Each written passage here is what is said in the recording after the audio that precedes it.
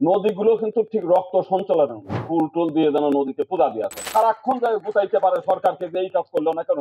ওই চেয়ারে বসলে খালি টেন্ডার কিভাবে আসবে, টাকা পয়সা কিভাবে হবে, কার কাছে কয় কমিশন পাওয়া যাবে, তারা সারাক্ষণ সেই চিন্তা নিয়ে ব্যস্ত থাকবে। রাজনৈতিক নেতারা খালি ক্ষমতা চায়, খালি সুবিধা পেতে চায়, যেন তেন প্রকারের চেয়ারে বসতে চায়। এই চিন্তা করার সময়ই থাকবে না তাদের। যদি 90% হিন্দু থাকতো তাহলে দেখতেন যে এর জন্য টাকা ব্যয় করা লাগতো না, সকালবেলা দল বা যে মহিলারা যাইতো পূজা দিতে। সত্যিকার ভাবেই আজকে খুব আমি আনন্দ বোধ করছি যে এত চমৎকার একটা অনুষ্ঠানে আমি আসতে পারলাম, এবং এত সুন্দর সুন্দর কথা, এত মানে জ্ঞান গর্ব কথা আমি শুনতে পারলাম আর কি।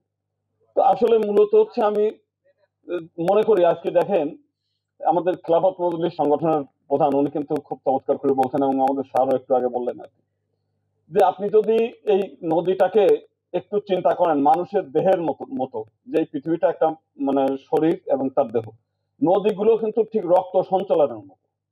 আপনার এই রক্ত যদি সঞ্চালন বন্ধ হয়ে যায় কিন্তু এই মানুষ মারা যায়। এবং এই সাগরটা হচ্ছে ফুসফুসের মতো, সারা পৃথিবীর সমস্ত নদী দিয়ে মানুষ যত নোংরা আবর্জনা ফেলে সেগুলো নদী বাহিত হয়ে সাগরে যায়। সৃষ্টিকর্তা সাগরে প্রচুর লবণ দিয়ে রাখছে, যে এই যে সমস্ত জীবাণু, রোগ জীবাণু, তারপরে যা যা আছে ময়লা আবর্জনা, এইগুলো লবণ দিয়ে পরিশুদ্ধ করে আবার বাষ্প হয়ে আকাশে যাবে।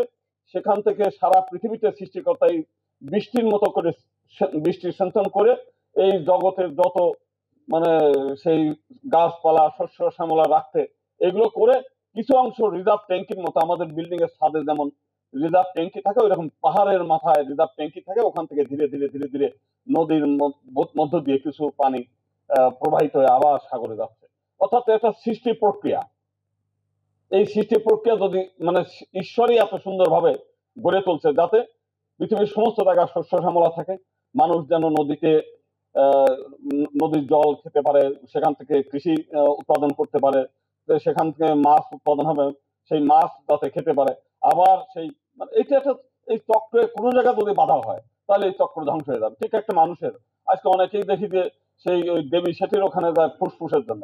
ঠিক একইভাবে যদি সারা পৃথিবীতে যত মানুষ আমরা এই নদীগুলো যদি নষ্ট করে দিই, তাহলে নদীর জল যদি নষ্ট হয় এবং সেই নষ্ট জল যদি বেশি পরিমাণ সাগরে যায়, তো সাগর কিন্তু একসময় এই বাষ্প হওয়া বন্ধ হয়ে যাবে, এবং বাষ্প বন্ধ হলে বৃষ্টি বন্ধ হবে, বৃষ্টি বন্ধ হলে সেই যেখানে থেকে নদীর উৎসমুখ এই পর্বতের মাথায় সেখানে রিজার্ভ কমবে, একসময় এই পৃথিবী ধ্বংস হবে। এবং অতীতে কিন্তু সেই মহেন্দ্রদার হরপ্পার যে গবেষকরা বলছে যে ওখানে কিন্তু এই মানে সভ্যতাটা ধ্বংসই হয়েছে সেই নদী দূষণের জন্য, এবং নদীর গতিপথ পরিবর্তন হয়ে গেছে, বৃষ্টি হয় নাই, মরুভূমি হয়ে গেছে সেরকম।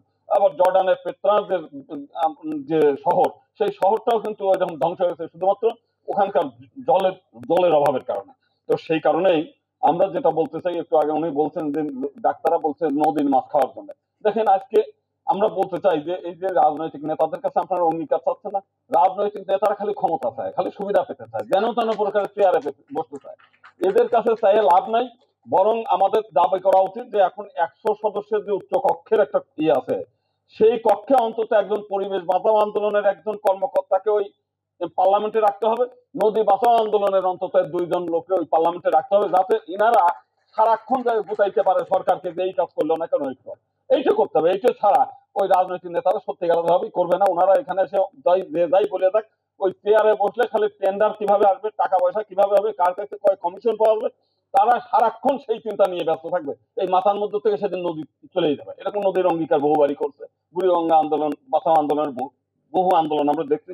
রাজনৈতিক নেতা হলে আপনি জানেন যে তার ঘরের মধ্যে রাতে সকালে নাই, দিনে নাই, রাতে নাই, তার কর্মী বাহিনীরা সারা দিন ধরে এত ব্যস্ত রাখবে, এর এইটা চাই, ওর ওইটা চাই, ওর অমুক চাই, ওর তমুক চাই।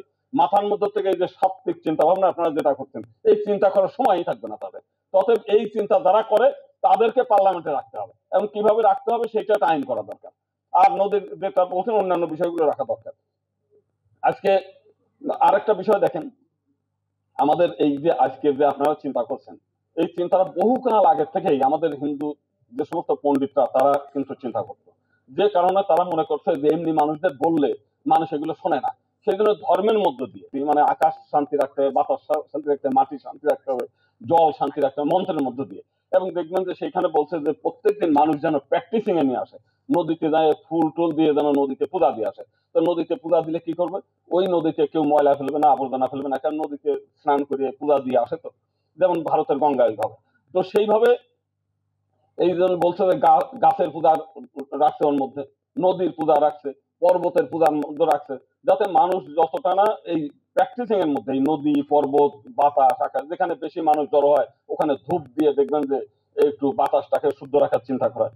এইভাবে নানা ভাবে যে এই পরিবেশ রক্ষার জন্য নানা যত প্রকারই আছে তত প্রকার নির্দেশ এই প্রাচীন মুনি ঋষিরা মানুষের মধ্যে প্র্যাকটিসে নিয়ে আসে। এখন তো আবার অনেকে এটা নিয়ে ব্যঙ্গ বিদ্রুপ করে, হিন্দুরা গাছের পুজো করে, নদীর পুজো করে, পর্বতের পূজা করে, মানে এইগুলো ব্যঙ্গ বিদ্রুপ করে আরো এই পরিবেশটাকে মানে আরো ছেলে খেলার মধ্যে নিয়ে আসছে।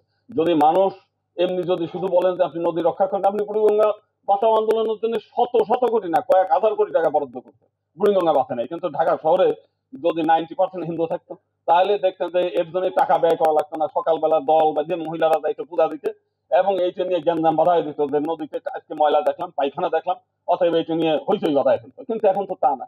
আমি নিজে যখন ঢাকা আসছি 1987 তখন এই নদীতে মানুষ গোসল করা দেখছি।